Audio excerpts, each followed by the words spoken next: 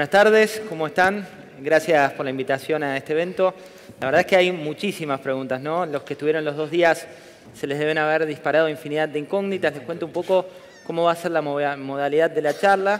La idea es una entrevista en vivo. Tengo 5 personas por entrevistar. Cuando terminemos la charla, eventualmente si les queda alguna pregunta a ustedes puntualmente para hacerles, los oradores van a estar por aquí, con lo cual pueden después hacerles personalmente aquellas preguntas que ustedes dispongan. Les cuento un poco los perfiles de las personas que nos acompañan, así también saben por dónde va cada uno de los protagonistas de este debate. A mi izquierda está Giselle de la Mea. Giselle se define a sí misma como una business design. Ella cree que todo está vinculado con el diseño y que hay que volver a las bases para hablar de modelos de negocio, porque la cuestión de fondo tiene que ver con errores de diseño que hoy en la actualidad estamos viendo. Es uruguaya, es la primera persona en instaurar una Big Corporation en Uruguay. Uruguaya y Argentina, ¿no?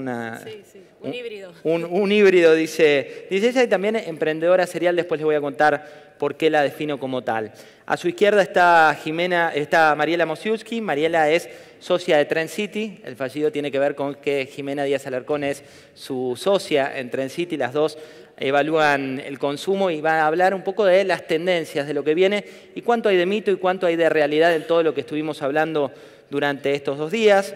A su izquierda y en el centro del auditorio está Carlos March. Carlos tiene un currículum, si ustedes lo googlean, bastante irónico en la manera de expresarse, porque dice: conocí de cerca el cinismo empresarial, con lo cual va a estar picante para preguntarle, pero hoy es director de comunicaciones de Avina. Carlos, gracias por acompañarnos. A su izquierda está Sebastián Vigorito, un viejo conocido de Carlos March, no por la edad, sino por los temas en los cuales tienen muchas cuestiones en común. Sebastián es director general del SEATS. El SEATS, para quienes no sepan, son las 80 compañías líderes del país, y el Consejo Mundial para el Desarrollo Sostenible es lo que le da valor a esa sigla de la que tanto hablamos y de que tanto leemos habitualmente de Sebastián. Y a su izquierda también otra persona con la que nos conocemos hace mucho tiempo, Aleandra Scafati. No le entran másters en el currículum, les digo, estuvo por todo el mundo y estudió todo lo que hay que saber sobre sustentabilidad y sobre también medio ambiente. Hoy dirige el posgrado de Ambiente y Desarrollo Sustentable en la UCA y también es fundadora y directora de ecomujeres.com.ar, que es un espacio para mujeres donde se habla de las líderes de cambio en sustentabilidad. Así que no nos podemos quejar de la gente que tenemos aquí en este auditorio. La primera pregunta, y arrancamos por aquel extremo, tiene que ver con la sustentabilidad hoy, ¿no? Vimos durante los últimos días que la agenda plantea muchas cuestiones, pero también gran parte de obstáculos. ¿Aleandra? Sí, bueno, buenas tardes primero. Muchas gracias por la invitación. A mí la pregunta que me hicieron cuando me convocaron a este panel fue si había agenda local de sustentabilidad o cuál era la agenda local de sustentabilidad, y la respuesta es no. Y no tengo dudas al respecto de por qué respondo esto. No hay agenda. No hay agenda, y te voy a tratar de explicarlo con datos más duros. Cuando hablamos de sustentabilidad, brevemente, por lo menos trabajamos 3 dimensiones, ¿no? La dimensión económica, que significa trabajar desde el desarrollo humano, o sea, que haya por lo menos un derrame, un desarrollo económico. Bueno, 40% de pobreza en la Argentina al día de hoy, con lo cual eso claramente da cuenta de que desarrollo humano no hay. Habrá crecimiento económico. Podremos debatir si mucho o poco más o menos, pero en los últimos 200 años claramente derrame y desarrollo humano no hubo. También está la dimensión social. La dimensión social básicamente de la sustentabilidad se plantea desde la equidad, y no solamente tenemos 40% de pobreza, sino que tenemos una gran inequidad social. La brecha en Argentina 2014 es 17-1 entre el más rico y el más pobre. La brecha global, como para tener una medida para comparar, es de 9-1, así que ni siquiera estamos cerca del promedio, es el doble del promedio, así que equidad tampoco tenemos. Dimensión social tampoco se compadece. Y la dimensión ambiental, bueno, todos sabemos que ni siquiera hay informes de calidad ambiental en la República Argentina. Esto quiere decir que no está en la agenda pública, sino a alguien le interesaría saber cuál es el estado de la situación ambiental de la Argentina. Sí tenemos un montón de indicadores sueltos de esfuerzos que hacen sobre todo las organizaciones sociales dedicadas al tema ambiental, como que dan el debate por la ley de bosques, dan el debate por la biodiversidad, por la pérdida de biodiversidad, digamos, un montón de debates que se hacen desde el tercer sector o desde el sector académico, pero que no está en la agenda pública, digamos, de los gobiernos, ¿no? Del gobierno nacional. Y esto también se observa si se ve el presupuesto asignado a la Secretaría de Ambiente y Desarrollo Sustentable. O sea, con eso, digamos, tenemos más o menos explicada la agenda ambiental. Pero las buenas noticias son... Hay buenas noticias. Siempre hay buenas noticias. Yo iba a ir a Sebastián ya para ver si... No, las buenas noticias respecto del diagnóstico que acabo de hacer es que la Argentina tiene una oportunidad histórica de tener una agenda de sustentabilidad. Por muchos motivos, pero sobre todo en lo que es específicamente vinculado a la huella ecológica, que tanto se habló acá, la Argentina tiene 3 veces más biocapacidad de lo que demanda, digamos. O sea, es mayor, su oferta es 3 veces mayor a lo que consume. Entonces, esto que no se da en casi ningún país del mundo, no lo estamos aprovechando ni siquiera desde lo discursivo. Entonces, esto es como un datito para tirar arriba de la mesa. Vamos a ver si Sebastián piensa como vos. Sebastián, Aleandra fue muy clara, ¿no? Le puso un título para todos aquellos que necesitaban un título. Para ella no hay agenda sustentable por ahora, pero también se mostró optimista. ¿80 empresas líderes piensan lo contrario o están en línea con Aleandra? Yo creo que Aleandra lo que quiere decir, esto está bueno, interpretar lo que dice el que habla después. Claramente es que lo bueno está para contestarte. Es que claramente lo que no hay política pública en temas de sustentabilidad, al menos en la Argentina. Ahora, cuando vas a ver el resto del mundo, tampoco está muy bien. O sea, se hacen muy buenas publicidades de lo que pasa en países centrales o países desarrollados, pero en realidad vivimos un mundo con contrastes. Mientras hay 3.000 millones de personas con necesidades nutricionales, en el mismo mundo tenés que hay 2.000 millones de personas con obesidad. Entonces yo creo que en realidad, mientras estos contrastes se den, lo mismo que el 30% de la comida que es elaborada no termina en un estómago humano. En los países desarrollados es porque se tira porque el tomate no es redondo o porque el limón no es del todo amarillo. En los países en desarrollo se pierde porque no hay eficiencia en la producción. Yo creo que en realidad las brechas entre el estado ideal de la sustentabilidad y por donde estamos yendo, el business as usual, existe tanto en países desarrollados como en países en desarrollo. Cuando decimos que al año 2050 vamos a precisar 2,3 planetas para hacernos de agua, fibra, energía y alimentos, no es precisamente porque la agenda argentina o de los países en desarrollo sea mala, es precisamente porque los países desarrollados tienen hábitos de consumo que para nada son sustentables. Entonces, yo digo, por ahí lo que no tenemos, y justamente es, y esto coincido, es, desde el punto de vista empresarial, hay un montón de iniciativas y acciones por reputación, por mandato de la casa matriz, por condiciones, digamos, y exigencias de mercados internacionales, pero las empresas están en el barco.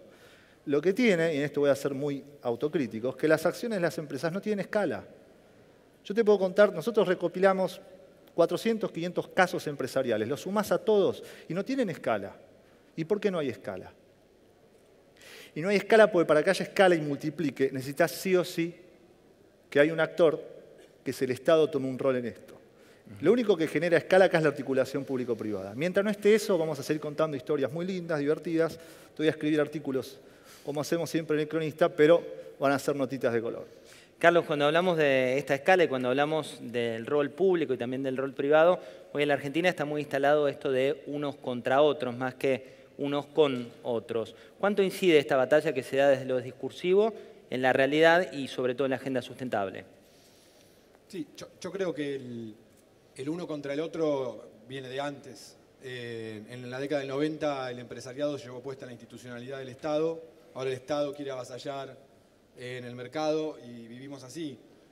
Sí, no lo había situado cronológicamente en ningún momento en particular. No, pero... Es histórico, decís. Un panorama más abarcativo y me parece que el rol de la sociedad civil es justamente la plataforma y la arquitectura social que permitiría esta articulación público-privada de la cual habla Sebastián. Quedar a la derecha de Sebastián para hablar es complicado, porque me da muy poco margen. Pero a mí me parece que hay 2 o 3 barreras, hablábamos antes. Una es la educación, ¿no? Es decir, así como no nos preparan para ser ciudadanos, tampoco nos preparan para ser consumidores responsables. Entonces, políticas educativas sin duda se necesitan. Lo segundo es un Estado fuerte. Justamente la herramienta que se da a la sociedad para impactar en escala es el Estado. Entonces, ahí me parece que hay que trabajar en fuertes institucionalidades. La empresa también puede ayudar mucho.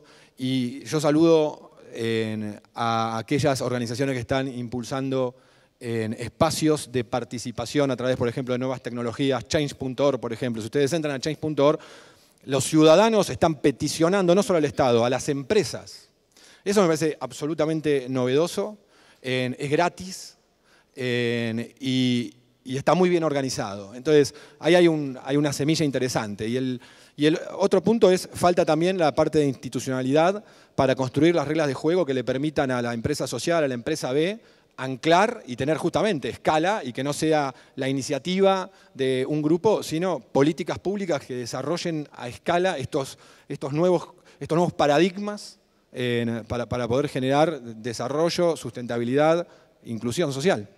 Mariela, hoy cuando se habla del consumidor en la Argentina y cuando vemos las últimas noticias, se habla de un mayor control por parte del consumidor, la coyuntura lo pone en el foco de la agenda. Ustedes investigan tendencias sociales de consumo. ¿Cuánto castiga el consumidor argentino o cuánto bendice, entre comillas, a aquellas empresas que son sustentables? Bueno, en primer lugar tendríamos que ver la gran diferencia, la brecha que hay entre lo discursivo y las conductas. Discursivamente se castiga y discursivamente la gente le dice sí a la sustentabilidad, aunque entienda por ese concepto distintas cosas y muy heterogéneas esas significaciones. Pero hay muchas barreras todavía para realmente hacer un cambio de hábitos, que tienen que ver, primero, con no creer que el cambio individual realmente va a motivar un cambio importante. Segundo, con la falta de confianza, ¿no? Con la falta de credibilidad en la continuidad de esas propuestas y el destino, ¿no? La coherencia en todas las propuestas a las que se los puede invitar. Y después, por otro lado, que se le exija como consumidor o más tiempo o más esfuerzos. Todavía hay como una conducta defensiva de culpar a las empresas por la responsabilidad en la producción y no tanto en el consumo consciente o responsable, ¿no? O por falta de herramientas, por falta de tiempo, por falta de recursos, porque no está en la escala de prioridades más importantes. Entonces se lo castiga discursivamente, pero eso no implica que haya todavía un verdadero cambio de hábitos y que la gente tenga las herramientas suficientes o la educación necesaria como para ponerlo en otra escala de prioridades. Clarísimo. Giselle, cuando vamos a tu currículum y habla de volver a las bases, volver a esto del negocio tradicional, ¿no es una involución respecto de lo que estamos hablando? No, yo creo que no. Antes que nada, gracias. La verdad que soy uruguaya, o sea que el hecho de estar acá en un debate local significa que el Mercosur está funcionando. Es optimista, tenemos las dos puntas. Bueno, en realidad lo que yo creo es que teníamos tantas necesidades y fuimos haciendo modelos de negocios para satisfacer esas necesidades. Fuimos diseñando productos, servicios, el sistema, impuestos, el impuestazo, como dicen acá, en base a esas necesidades de consumo que teníamos. Y toda esa cantidad de necesidades hoy son problemas. Entonces, poder dar evidencia a cuáles son los problemas que existen realmente, como hoy nos contaba Alejandra, ¿no? Que, por ejemplo, visualizar cuáles son los índices, es una oportunidad enorme para esto de las empresas B y realmente las empresas que quieren dar una solución mediante un modelo de negocio. Para mí no es una involución. El problema que quizás pueda llegar a visualizar es que me imagine un mundo donde haya un montón de empresas B resolviendo problemas y como el ser humano es cíclico, quizás suceda que no haya más problemas para resolver y volvamos otra vez a generar necesidades. Entonces, en definitiva, lo que tenemos que cambiar es de paradigma, porque lo que estamos en peligro de extinción somos los seres humanos y en realidad el planeta va a seguir, los mundos van a seguir girando y los que nos vamos a extinguir somos nosotros. El tema es el diseño. Para mí todo esto es una oportunidad enorme para el diseño. Nuestro mundo no es sustentable por errores de diseño. Y eso significa retrotraerte a las bases, pero no involución, sino que observar desde dónde parten los problemas, desde el origen de dónde están los problemas. Entonces, cuando hablaba hoy, no me acuerdo, perdón, soy uruguaya. ¿Cuál? ¿Carlos, Sebastián?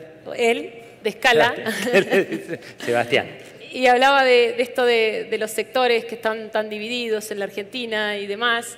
Y sí, yo veo como una locura de división. Por momentos me siento como que soy parte de este debate y por momentos hace 3 años que me fui y me volví a mi país y siento que ya no soy más parte de este debate. Entonces, ¿por qué no sos más parte del debate? Porque veo la división todo el tiempo y en realidad los problemas los tenemos que resolver entre todos. No, es imposible pedir en un índice de pobreza la solución solamente a un sector. Entonces no podemos seguir peleando quién resuelve ese problema. El diseño es una oportunidad enorme para poder justamente resolver estos espacios mixtos que no se dan quizás acá en Argentina, de colaboración y de co-creación, porque es la única forma de que realmente las palancas de la sustentabilidad evolucionen. Alejandra, cuando vamos a un barómetro que hacemos habitualmente en Apertura, por ahí lo veo a Gabriel Grifa, fundador de Apertura, que hace 30 y pico de años ya hablaba de estos temas, venimos midiendo lo que piensan las empresas de sí mismas, ¿no? Les pedimos que se pongan una calificación del 1 al 10 y que digan qué tan bien o qué tan mal estamos en términos de aporte como mundo empresario a la sustentabilidad. Del 1 al 10, el promedio que se pusieron este año las principales compañías del país fue 6,67, es decir, más cerca del promocionado que por ahí del aprobado, del 4 rasposo con el cual se aprobaba en su momento. ¿Coincidís con este barómetro que hacen las propias compañías? Mira, te voy a contestar con una encuesta que recientemente publicó Vida Silvestre con Poliarquía sobre las percepciones de la sociedad argentina vinculado con la cuestión de la sustentabilidad. Absolutamente todos le echan la culpa a las empresas. ¿Pero no es lo más fácil eso? No sé, digo, eso es lo que dice la gente. No sé si es lo más fácil o lo más difícil. Es un tema de percepciones y justamente hoy uno de los valores más importantes que tienen las empresas es esto, es la reputación, es lo que el otro cree de vos.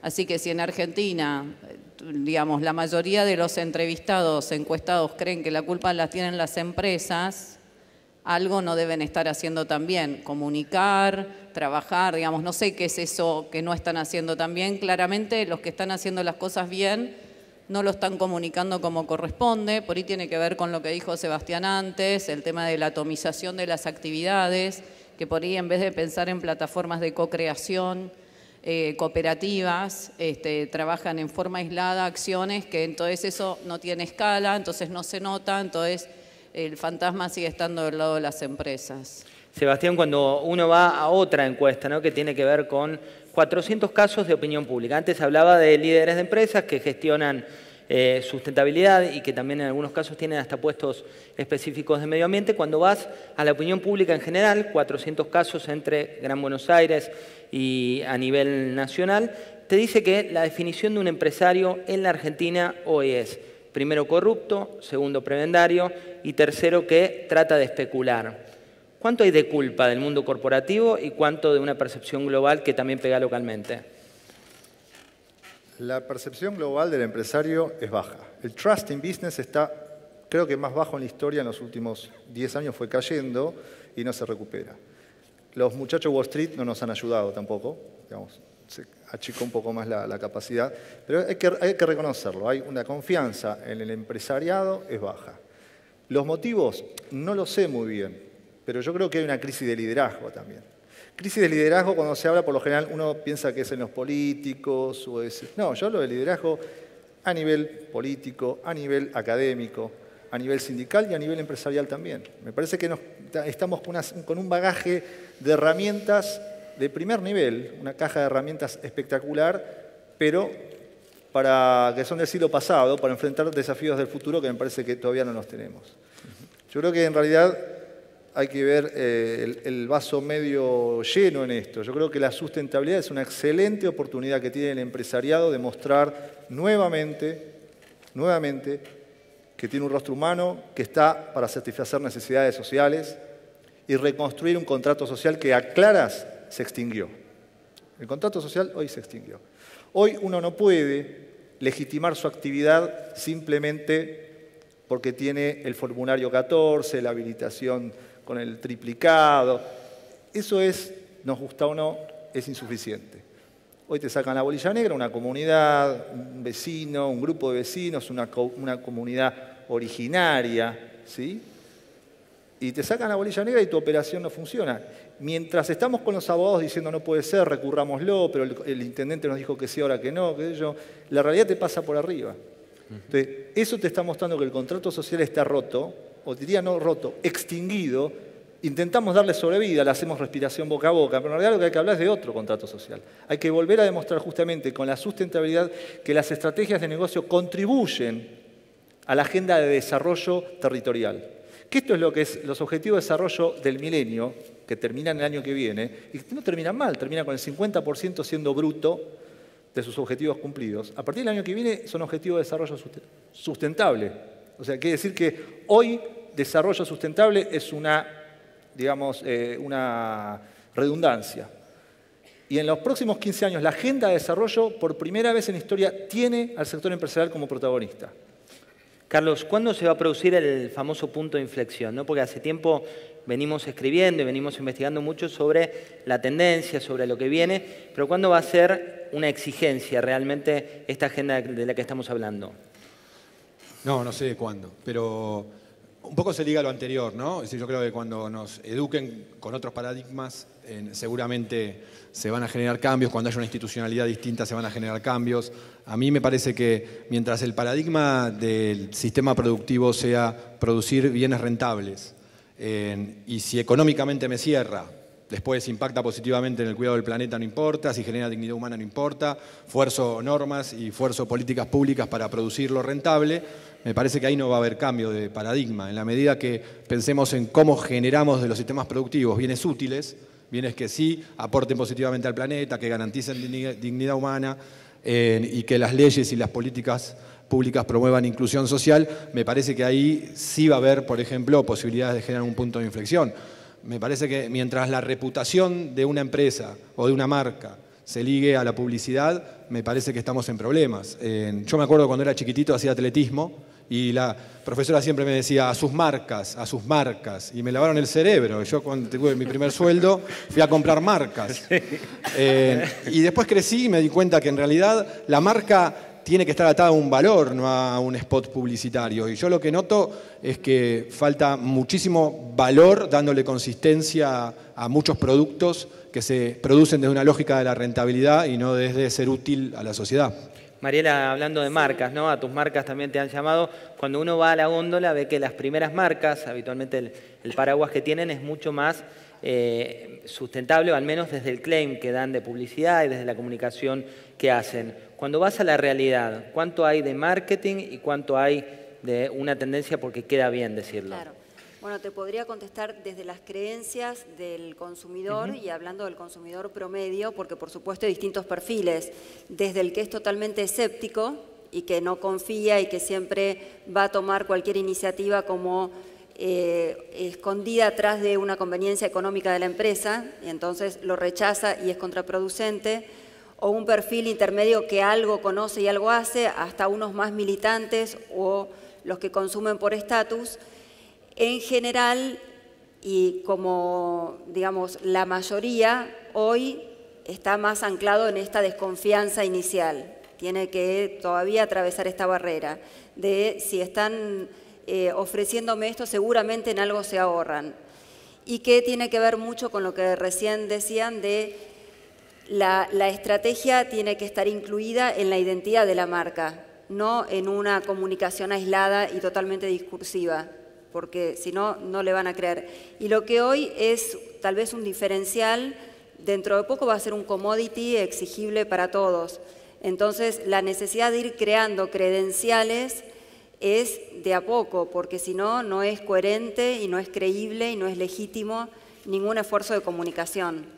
Cuando hablabas recién del tema de diseño de empresas y sobre todo de cómo se puede volver a las bases, hay una cuestión de la que se está hablando hoy en la agenda corporativa, que es pasar de este famoso triple bottom line al cuádruple bottom line, incluyendo el compromiso con el entorno dentro de las líneas que habitualmente en un directorio se evalúan.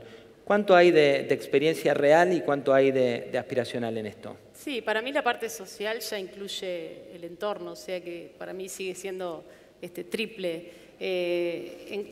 No me acuerdo bien cómo era la pregunta, ¿cuánto hay de...? De realidad, digamos, ¿cuánto lo ves de acuerdo a tu experiencia? Yo creo que las marcas que realmente se concentren en resolver un problema concreto se volverán imprescindibles, no necesitan comunicar ni exagerar en marketing, ni hacer campañas que generen consumo innecesario. Me parece que desde ahí viene el punto de la simplificación. Y ahí la empresa sabrá cómo manejar el tema de la escala para que su propósito de la resolución de ese problema no se transforme, no se prostituya, por decirlo. Pero me parece que el de cuádruple o triple, en realidad, el impacto tiene que ser social, económico y ambiental desde la concepción. Y hay algo que me gusta destacar mucho a mí, que también en esto de que ya estamos abriendo un debate más bien local, revisar esto de mi rol. Yo primero, ¿qué cambio? Mi relación con el ego y mi relación con el entorno. Esto de la división tiene mucho que ver con el tema del ego y el altruismo, y qué doy y qué me dan, y qué especulo, y qué si estoy en el sistema, si no estoy, qué caos mental. Cuando todo es mucho más simple, y hoy me encanta porque existe un ranking que es el ranking del mejor país para el mundo, que es un ranking de Simon Arnold, que es uno de los primeros rankings donde Sudáfrica está Kenia está por encima de Estados Unidos. Entonces, pensarse eso desde yo como país, ¿qué estoy tomando? Índices sociales, relaciones internacionales, la relación del país para con el mundo, ¿qué le doy al mundo y qué tomo del mundo? ¿Qué tomo del mundo y qué le devuelvo al mundo? Entonces, esto de las teorías de conspiración, de que todo el mundo está en contra mío, creo que viene por ahí el tema y, por ejemplo, no sé si es el ejemplo, pero Irlanda es el primero y tampoco sé si es el ejemplo, no lo sé, pero en Sudamérica Uruguay está tercero. Entonces, entender que poder nosotros primero ser mejor país para el mundo, primero ser mejor persona para el mundo, después ser mejor empresa para el mundo, después ser mejor ciudadano para el mundo y a su vez ser mejor país para el mundo. Creo que hay un gran problema de división Argentina. Eso es básicamente el error de todo el sistema y el error de la palanca esta de la sustentabilidad y la relación de Argentina para con el mundo. Aleandra, cuando uno habla de esta economía, de estos perfiles de economías, hay muchos papers escritos que hablan de la economía del yo a la economía del yo-nosotros. ¿Es este el pecado original de la falta de sustentabilidad o de esta nueva agenda a la que hacías referencia? Bueno, uno de los problemas de cómo pensar la sustentabilidad, porque ese es el otro debate, no es solamente entender que estamos en un momento de quiebre y de transición a la vez, sino es, bueno, cómo pensamos esta sustentabilidad cuando, por ejemplo, lo tenemos que traducir en, como acabas de mencionar, el triple bottom line. ¿Cómo mido? Lo ambiental, más o menos, ya hay algunas definiciones a nivel internacional que se van poniendo de acuerdo. Desde el riesgo, de las contingencias, desde los bienes y activos ambientales, más o menos se está llegando a un consenso. Lo económico desde ya tiene que ver con crecimiento, que después se pueda traducir en desarrollo humano. El tema más difícil es la dimensión social, que no tiene que ver claramente con cumplimiento normativo, porque por ahora estamos todavía hablando a ese nivel, ¿no? Que no haya trabajo esclavo, que no haya trabajo infantil. Es increíble que esto esté, por ejemplo, que siga la agenda, sí. Que esté en el Pacto Global como digamos, esa apología del delito. Digo, es obvio que no tiene que haber trabajo esclavo, pero bueno, aparecen los documentos, o sea, estos aparecen como indicador, no hay trabajo esclavo, no hay trabajo infantil, como si fuera un mérito. No, el tema es, y que es el gran desafío, es pensar cómo mido la variable social. La variable social tiene que ver con innovación, creatividad, pensamiento, un poco lo que decía ella del diseño del pensamiento lateral. Bueno, esto es dificilísimo. ¿Cómo aporto valor? Digamos, ¿cómo se define ese valor desde lo social?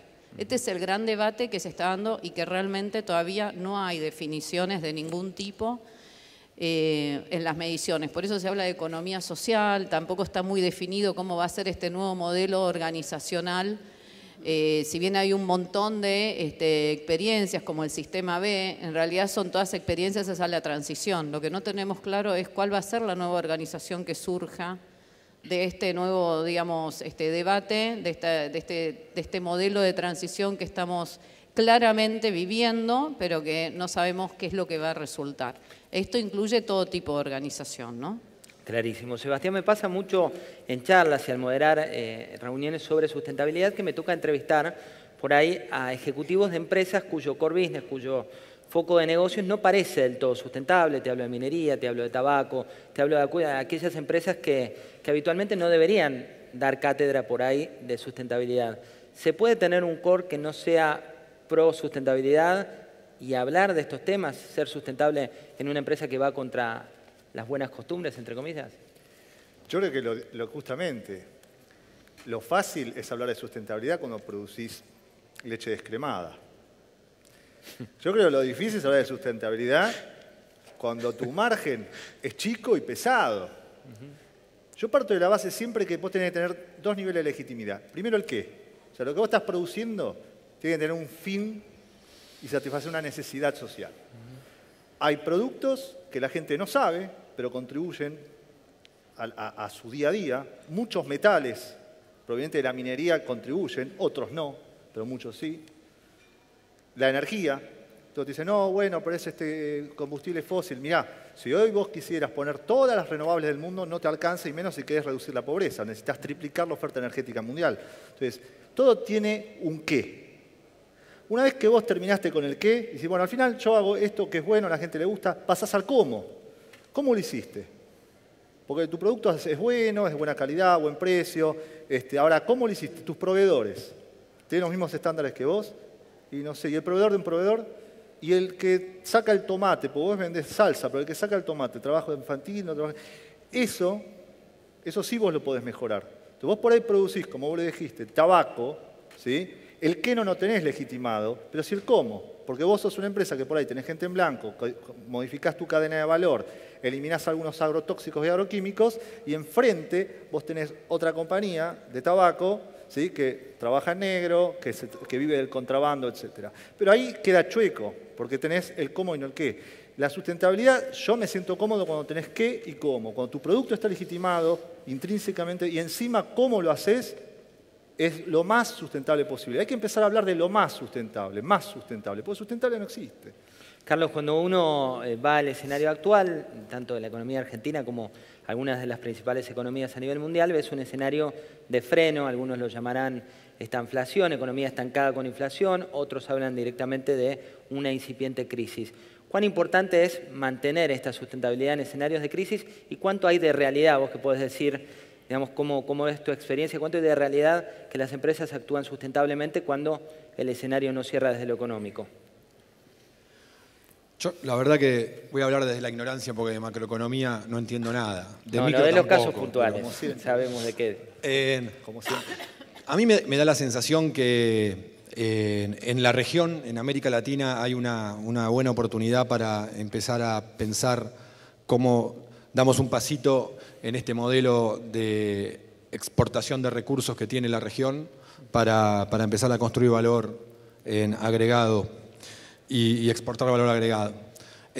Ahora, a mí me resulta muy complicado pensar en términos de sustentabilidad con las actuales reglas de juego que tienen el mercado, ¿no? Es decir, lo que decía antes, digamos, si construís la reputación de una marca para esconder una empresa que hace todo lo que decía Sebastián recién, contamina, contrata por fuera de la legalidad, etcétera, me parece que ahí no hay forma de construir un modelo sustentable. En Argentina, por ejemplo, la industria textil, hay 130 denuncias presentadas por la Alameda contra marcas. La mayoría de las ropas que estamos nosotros ahora usando están denunciadas por la Alameda porque fueron fabricadas en talleres esclavos.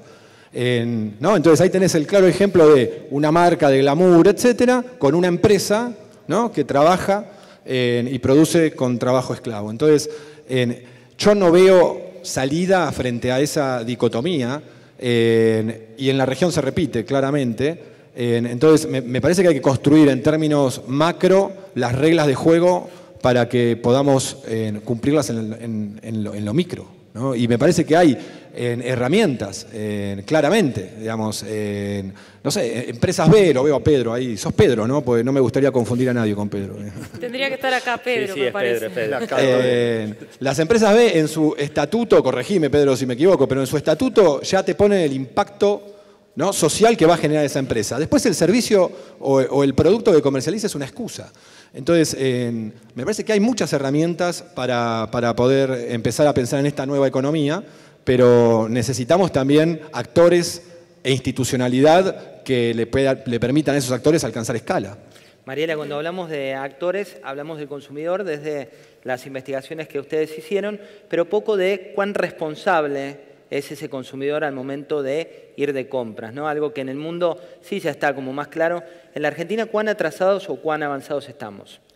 Todavía estamos bastante atrasados. En general, no hay todavía ni siquiera un consumidor demasiado consciente de qué está consumiendo y mucho menos responsable.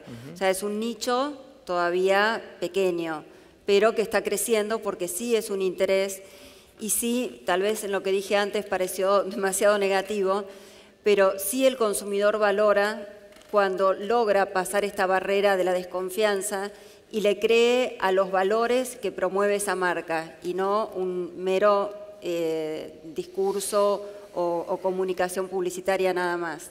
Entonces sí es una gran oportunidad para ir creando estas credenciales y para ir comunicando estos valores siempre y cuando tengan, como dije antes, esta coherencia en su accionar, no solamente en lo que comunican.